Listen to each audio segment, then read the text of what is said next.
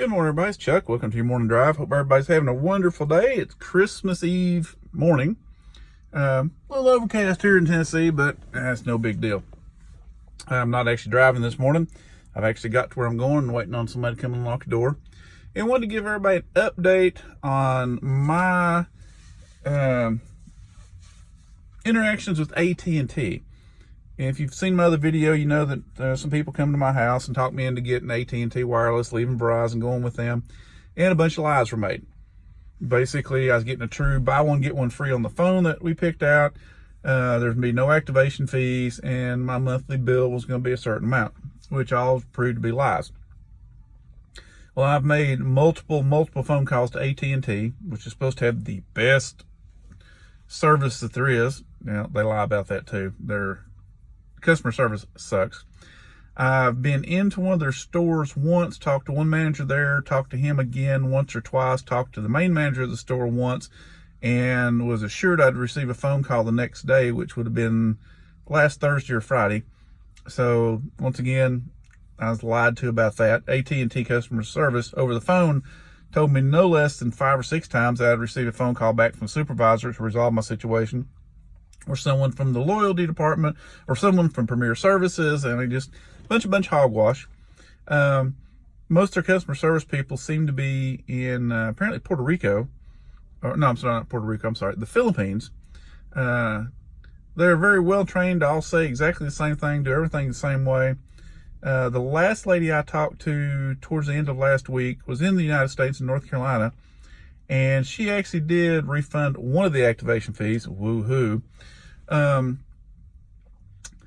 And that's about all she could do for me. And she was going to transfer me to the loyalty department again. I was hoping to speak to somebody in the United States, and I got disconnected. Got frustrated, hadn't called that back yet because I was getting ready to, I was on my way home anyway. Didn't want to have to talk to anybody else from there. But overall, my impression and my interactions with AT&T, as far as anyone to do with AT&T, except for the few exceptions, will lie to you, will not tell you the truth. If they say they're going to call you back, that's a bunch of bullcrap. I have found the good thing about the Philippines is, though, when you call over there, they'll try to say, well, we'll have somebody call you back. I'll escalate this to my manager and someone will call you back, or their supervisor. I found that doesn't work. They don't call you back, but you say, no, I'll just hold. I'll stay on the line. And that messes them up because apparently they're paid on production, the number of people they talk to. So if they can't talk to nobody else, they're not making money. So they will eventually get somebody out on the phone with you. Well, this person actually called me, which was really strange, and wanted me to release the line from the woman I was talking to, and she's supposed to be a supervisor. And I said, no, I'm not going to. Until you resolve my problem, I'm not going to let your employee make any money. And of course, she couldn't do anything. And actually, she wound up telling me that she couldn't talk to me until I released the phone line. So I actually hung up. She did call me back immediately. But then again, she didn't do anything for me. She said, well, I'll escalate this and I'll research this and I'll call you back. That was over a week ago. But overall, their customer service sucks. People from the store hadn't called me back. The people from AT&T corporate, when you call in their service center, no one has ever called me back. So far, on an outrageous bill, they've given me basically $30, which is nothing. So a lot of my Christmas money I planned on spending on my wife and family now had to go to a phone bill, so my phone doesn't be shut off, so my wife will have a phone at home since she's disabled. So, this has just been a horrible experience. The person that showed up at the house, I should have known it better. They didn't have any cards. I've come to find out they probably didn't actually work for AT&T. They were contracted to work for AT&T. So she wasn't truly an AT&T employee. I've got to where when I call AT&T, the first thing I ask is, are you in the continental United States? If I get no, I hang up. I have found if you call about 9 or 10 o'clock in the morning, you might get a call center in the United States, might not. And the one guy I did talk to in the United States early last week, was extremely rude, which I told him so. So overall, yes, I'm bitching. Overall, I'm unhappy. Overall, it's cost me more money than what they said it was going to cost. I mean, I had 3 phones with Verizon, 3 phones, and a tablet. And I was paying less than what I am now for AT&T with two phones. The only difference is I had a 15 gig cap at Verizon, and I have unlimited with AT&T, but their unlimited is supposed to be a whole lot cheaper. Well, they get you on everything else. The lies about to buy one, get one free. It wasn't for the phone I picked, and I was not told that. So obviously the lady that came to my house didn't know the product very well, didn't know the system very well, and misrepresented everything, and there's nothing I can do about it. So my recommendation is, no matter what happens with AT&T, do not go with them. As soon as I get through my contractual obligation with my phones and on my home internet and TV service, I'll be switching back to someone else. I don't care who. At that point, I'll start researching. I'll find somebody else. Oh, and also on AT&T at my home, I have enjoyed it for the most part. It works pretty well, except my modem box has already died, and they've had to send me another one. And I didn't get that back to them quick enough, so they charged me $150 for it. Well, then 2 days later, I get the notification they received the box, but they didn't refund they didn't take the $150 off. They give me a credit on the next month. So now they're telling me I need to pay that $150 and I'll be paid back next month. And I'm like, bullcrap. I'm not paying you that just to get it back again. Just go ahead and take it off. But unfortunately, that was the people in the Philippines I talked to about that. So once again, I'm screwed. But I'm not paying the $150. I'm going to let it come off on the credit next month.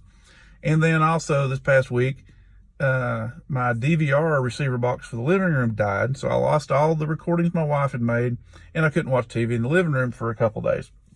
But they did get me another one shipped out quickly, which I made sure the same day I took that bitch back and put it in the mail, drop it back with the return deal they gave me. So I don't trust AT&T. I now do not like AT&T, and as soon as I can get rid of my contractual obligation with AT&T, I will be leaving AT&T. And like I say, nobody's ever called me back, tried to make things right, to really much of apologize or anything. Nobody's been able to tell me about that woman that come to my house, whether she truly worked for AT&T or not. Nobody ever calls me back. I don't know nothing. Their customer service sucks big time. And unless something miraculous happens, I will not change that view. So please, this is my Christmas gift to everyone with my experience with AT&T. You might have had a good experience, but mine totally sucks. So stay away from AT&T. Do not use AT&T. And if someone comes to your house soliciting from AT&T, see if they have any cards, see if they really work for AT&T, and see how much they truly know about the product, and find out everything you can before you sign up with them, because if you don't, you're like me, you're screwed. Merry Christmas, AT&T. You took my Christmas away from my family and gave it to yourself, because that woman that came to my house lied. She did give me your number. Will not answer any phone calls, not answer any texts. So I don't know whether she still works for AT&T or for the company she worked for AT&T, or whatever the heck that was. But I do plan on, hopefully this afternoon, going by the AT&T store and telling the managers there what I think of them, since they didn't call me back, since I've already told several people on the phone what I think of AT&T. But it's just been a bad experience. I'm sure some people have good experiences with it. I like the service for the most part, but I don't like how bad I was lied to on the wireless part of it. There was at least no lies on the home part of it for my internet and TV. But it's been, the service been a little glitchy. I understand that, that's all new technology to them. They've just ran the fiber in my neighborhood. The two new boxes I have got, the DVR and the router, do seem to be better quality than the initial ones I had. So I'm hoping these will hold up a little bit better, because like I said, my wife's disabled. She loves to watch her movies and stuff. She records them so she can watch during the day when nothing else is on, which messes her up if that doesn't work right. And the only thing I will say about the home service on the DVR, there needs to be a way to transfer your movies from your old DVR to your new DVR in case something happens to it. 'Cause I know it's on a hard drive in there, so it should be able to be transferred somehow.